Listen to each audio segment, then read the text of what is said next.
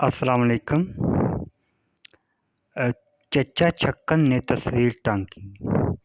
چچا چھکن کی کہانیوں کی سیریز کے سلسلے میں یہ پہلی کہانی آپ کی خدمت میں حاضر ہے۔ چچا چھکن نے تصویر ٹانکی۔ چچا چھکن کبھی کبھار کوئی کام اپنے ذمے کیا لے لیتے ہیں، گھر بھر کو تگنی کا ناچ نچا دیتے ہیں۔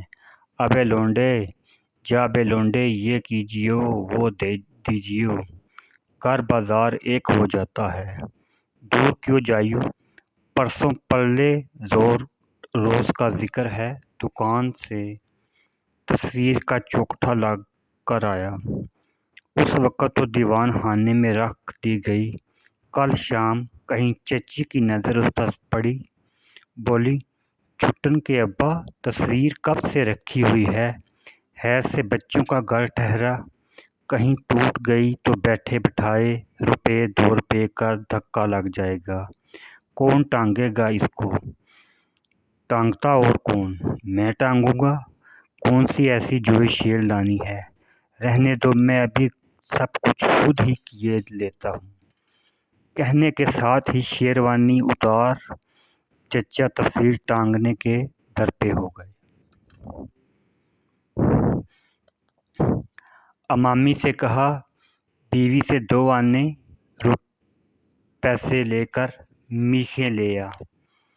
ادھر وہ دروازے سے نکلا، ادھر مودے سے کہا، مودے جانا امامی سے کے پیچھے، کہیو 3 انچ کی ہوں میخیں، بھاگ کر جائیو، جا لے جیو اسے رستے میں لے جیے۔ تصویر ٹانگنے کی داغ بیل پڑ گئی اور اب آئی گھر بھر کی شامت۔ ننھے کو پکارا، او ننھے، جا ذرا میرا ہتھوڑا لے آنا۔ ابے جا اپنے بستے میں سے جستی نکال لاؤ، اور سیڑھی کی ضرورت بھی تو ہوگی ہم کو۔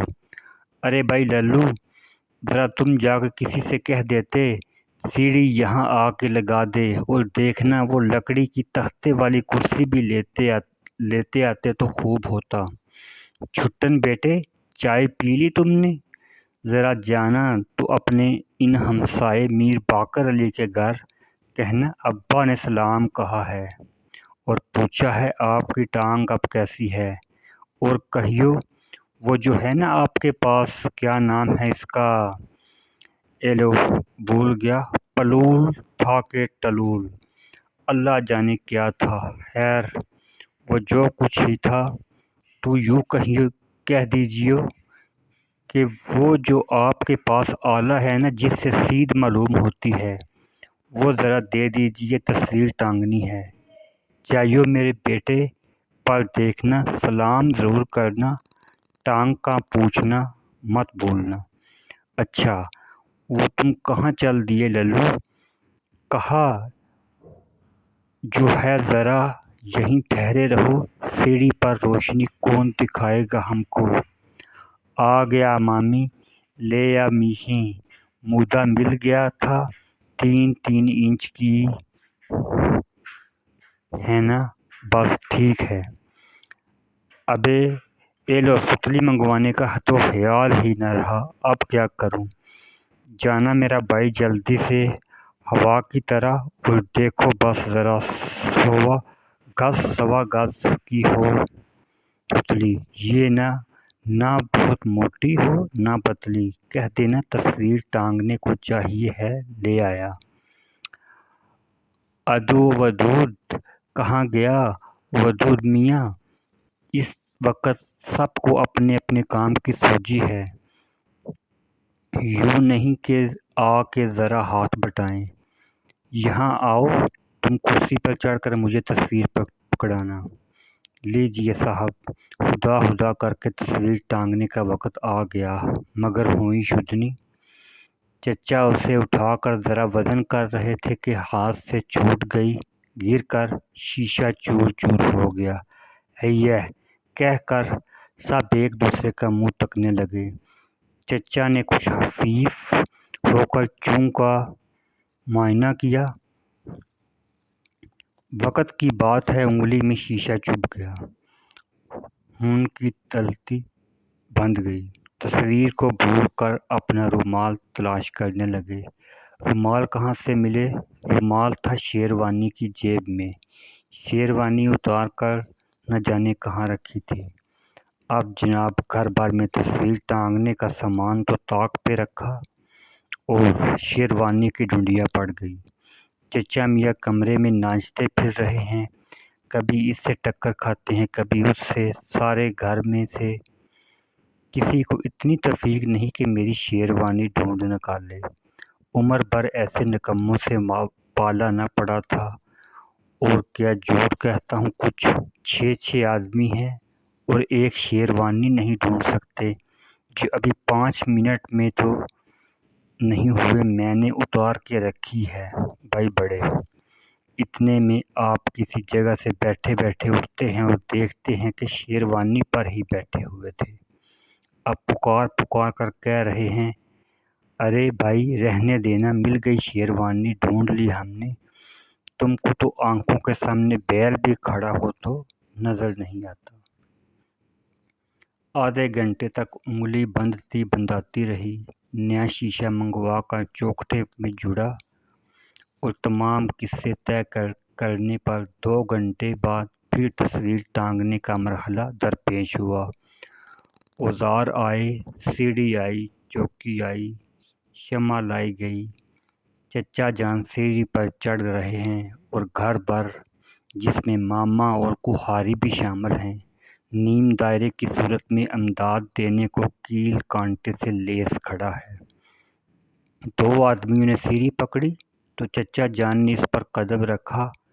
ऊपर पहुंचे एक ने कुर्सी पर चढ़कर मीख बढ़ाई, एक कबूल कर ली, दूसरे ने हथौड़ा ऊपर पहुंचाया। संभाला ही था कि मीख हाथ से छूटकर नीचे गिर पड़ी।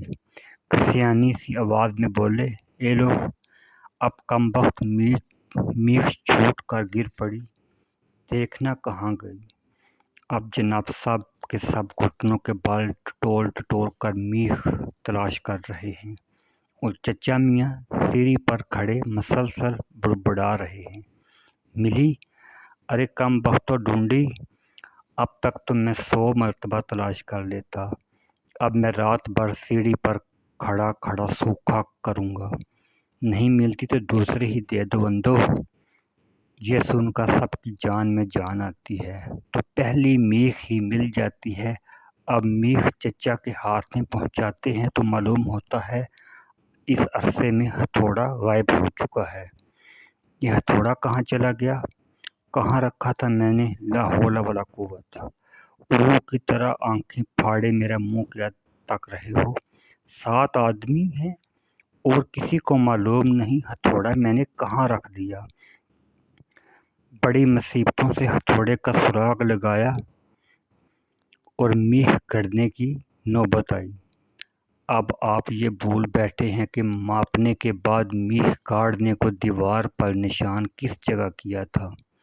सब बारी बारी कुर्सी पर चढ़कर कोशिश कर रहे हैं कि शायद निशान नजर आ जाए। हर रेख को अलग अलग निशान दिखाई देता है। चचा सबको बारी बारी उल्लू गधा कह कह कर कुर्सी से उतर जाने का हुक्म दे रहे हैं और आखिर फिर जुफ्ती ली और कोने से तस्वीर टांगने की जगह को दोबारा मापना शुरू किया। मुकाबल की तस्वीर कोने से 35 इंच के फासले पर लगी हुई थी। 12 और 12 के इंच और बच्चों को ज़बानी हिसाब का सवाल मिला। बआवाज़े बुलंद हल करना शुरू किया और जवाब निकाला तो किसी का कुछ था और किसी का कुछ। एक ने दूसरे को गलत बताया। इसी तू मैं में सब भूल गए कि असल सवाल क्या था। नए सिरे से माप लेने की ज़रूरत पड़ गई। आपके चचा जुफ्ती से नहीं मापते, सुतली से मापने का इरादा रखते हैं कि सीढ़ी पर 45 दर्जे का ज़ाविया बनाकर सुतली का सिरा कोने में पहुंचाने की फिक्र में है कि सुतली हाथ से छूट जाती है। आप लपक कर उसे पकड़ना चाहते हैं کہ اسی کوشش میں زمین پر آ رہتے ہیں اور کونے میں ستار رکھا تھا کہ اس کے تمام تال چچا کے بوجھ کے سے یک لخت جھنجھنا کر ٹکڑے ٹکڑے ہو جاتے ہیں۔ اب چچا کی زبان سے جو منجھے ہوئے الفاظ نکلتے ہیں سننے کے قابل ہوتے ہیں، مگر چچی روک دیتی ہے اور کہتی ہیں، اس عمر میں نہیں تو اپنی عمر کا نہیں تو ان بچوں کا ہی خیال کرو۔ بہت دشواری کے بعد چچا جان از سر نو میخ گاڑنے کی جگہ معین کرتے ہیں۔ بائیں ہاتھ سے اس جگہ میخ رکھتے ہیں اور دائیں ہاتھ سے ہتھوڑا سنبھالتے ہیں۔ پہلی ہی چوٹ جو پڑتی ہے تو سیدھی ہاتھ کے انگوٹھے پر۔ آپ سیکھ کر کے ہتھوڑا چھوڑ دیتے ہیں، وہ نیچے آ کر گرتا ہے کہ کسی کے پاؤں پر۔ ہائے ہائے، اوہ، مار ڈالنا شروع ہو جاتی ہے۔ چچی جال بن کر کہتی ہے، یوں میخ گاڑنا ہوا کرے تو مجھے 8 روز پہلے ہی حبل دے دیا کیجیے، میں بچوں کو لے کر میکے چلی جایا کروں، اور نہیں تو۔ چچا نادم ہو کر جواب دیتے ہیں، یہ عورت ذات بھی بات کا بتنگڑ بنا لیتی ہے، یعنی ہوا کچھ کیا جس پر طعنے دیے جا رہے ہیں۔ بلا صاحب کان ہوئے، آئندہ ہم کسی کام میں دخل نہیں دیا کریں گے۔ اب نئے سرے سے کوشش شروع ہوئی۔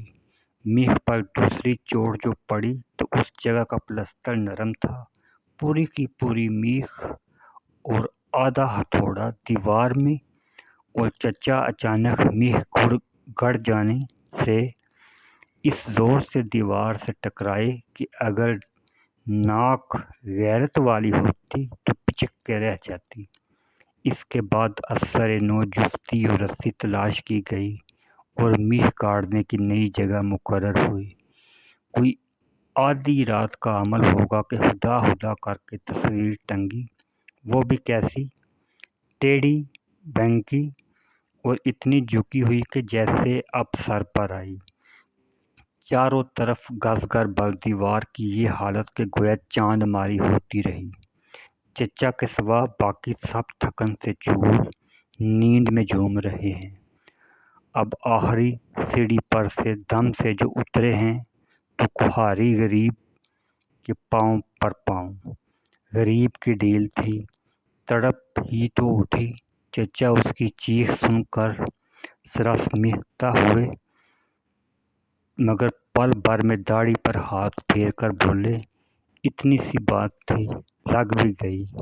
لوگ اس کام کے لیے مستری بلوایا کرتے ہیں۔